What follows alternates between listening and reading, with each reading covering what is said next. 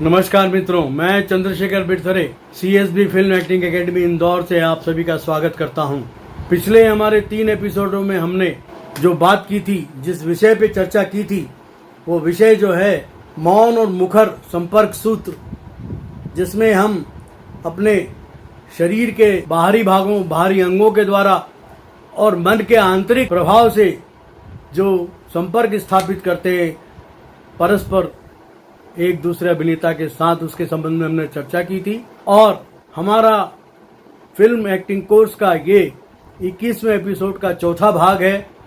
इसमें पुनः हम उसी विषय के साथ आपके समक्ष उपस्थित हुए हैं। उसी विषय में हम चर्चा करेंगे और हमारी बात को आगे बढ़ाएंगे।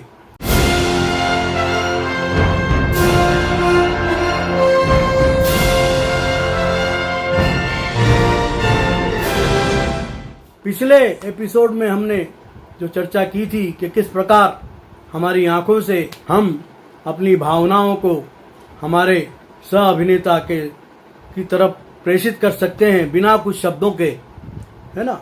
और ये जो अदृश्य प्रवाह की धाराएं हैं, किरणों का जो आदान प्रदान होता है, उसको हम किस प्रकार और अच्छी तरह समझने की अभी कोशिश करेंगे इस एपिसोड में।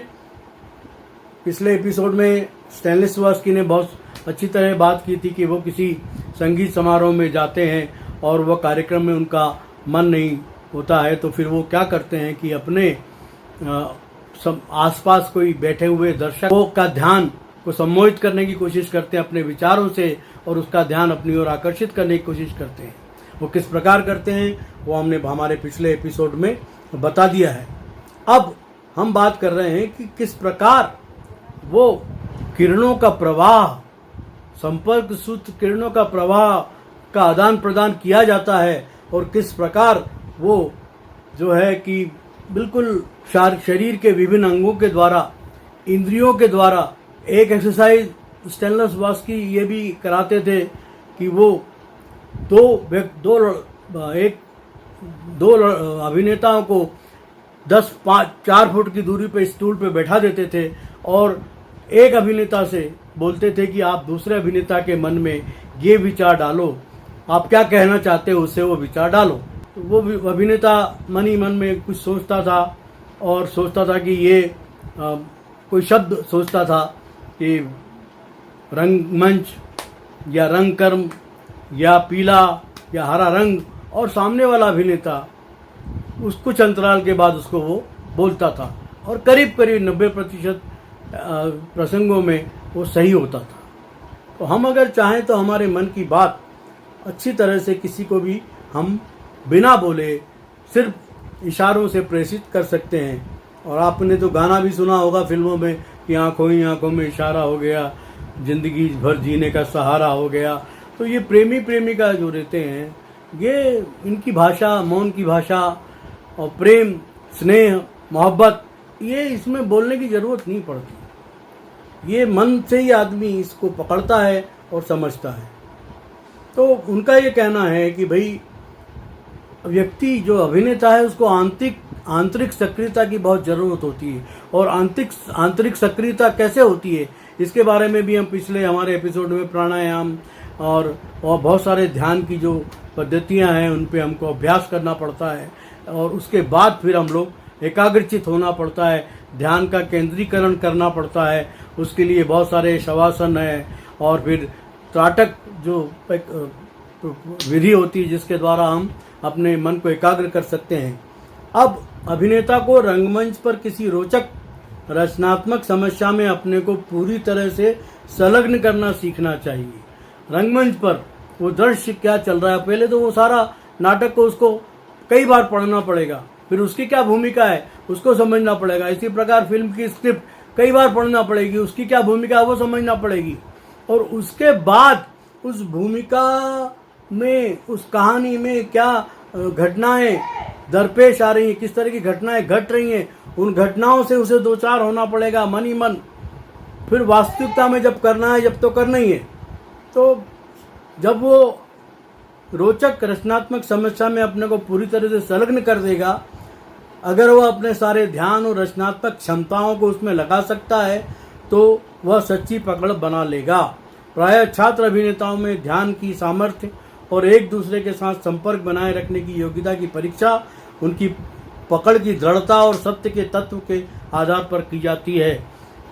किरणों का यह प्रभाव अभिनेताओं के बीच आंतरिक संबंध बनाए रखने के लिए बहुत महत्वपूर्ण होता है। अगर ये प्रभाव नहीं तो अभिनेता अभिनय नहीं कर पाएगा।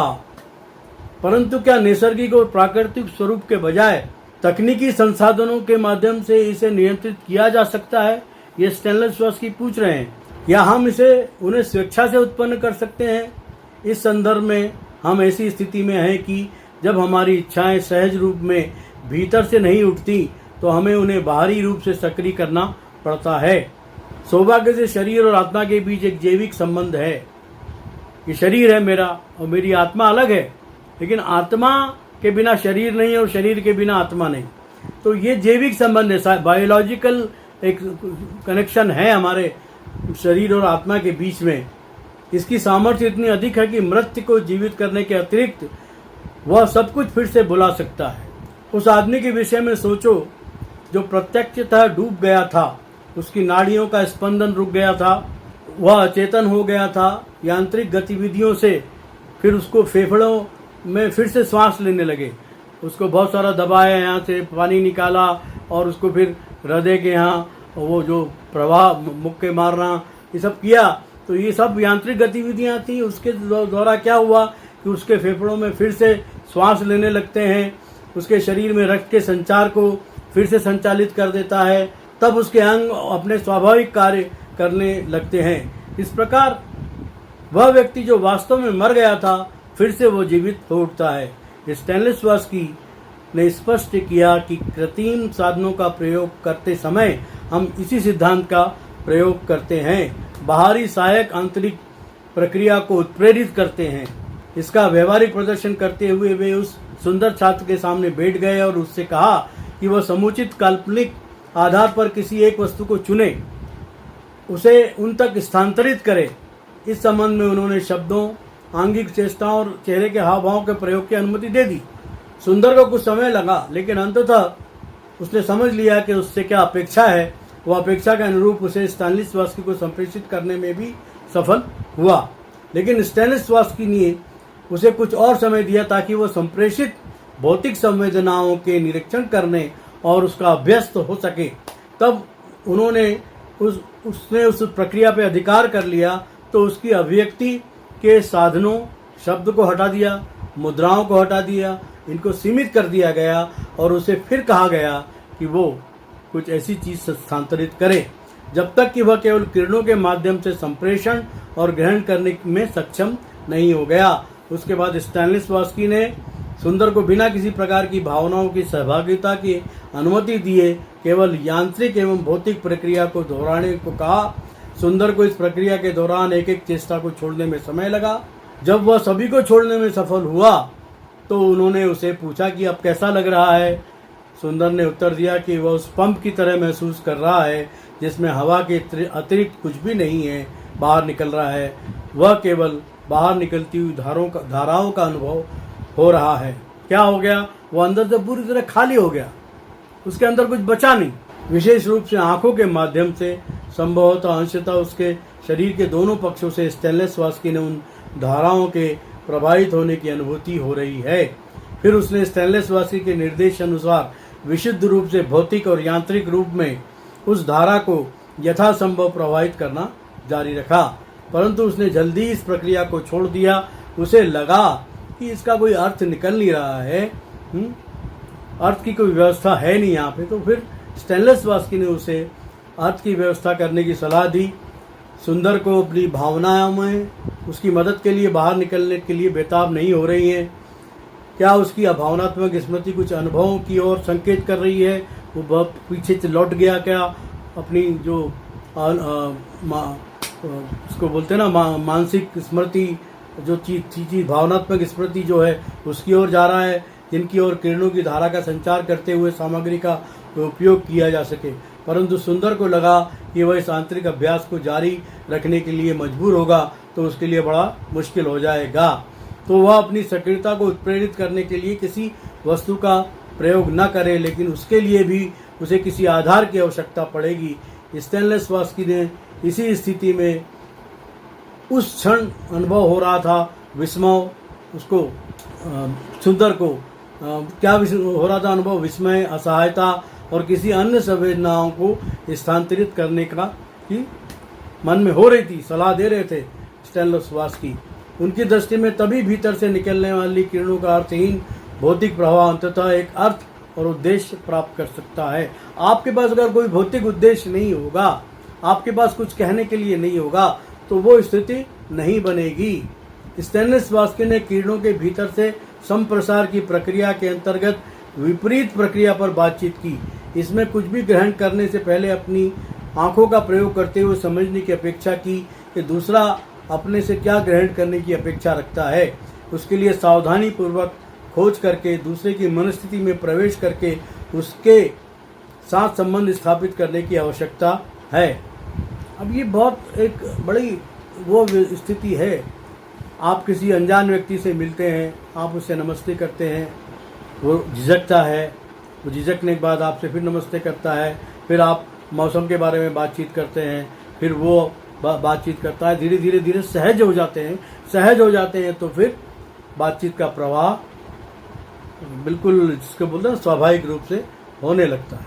और ये सब चीज़ें जो है हम रिहर्सल के समय उपयोग करें, कक्षा में करें, तो उससे कोई फ़ायदा नहीं होगा जब तक कि हम इसे रंगमंच पर या कैमरे के सामने करेंगे, क्योंकि ये बड़ा आसान काम नहीं है। सामान्य जीवन में नैसर्गिक रूप में अंतःप्रेरणा से हो जाता है, फिर भी उनका विश्वास है कि कक्षा में अभ्यास की अपेक्षा रंगमंच पर भूमिका का निर्वाह करते समय इस प्रक्रिया को सहज रूप में संपन्न करना आसान होगा। उन्होंने सामर्थ्य को विकसित करने के लिए अनिवार्य अभ्यासों की बात भी उठाई।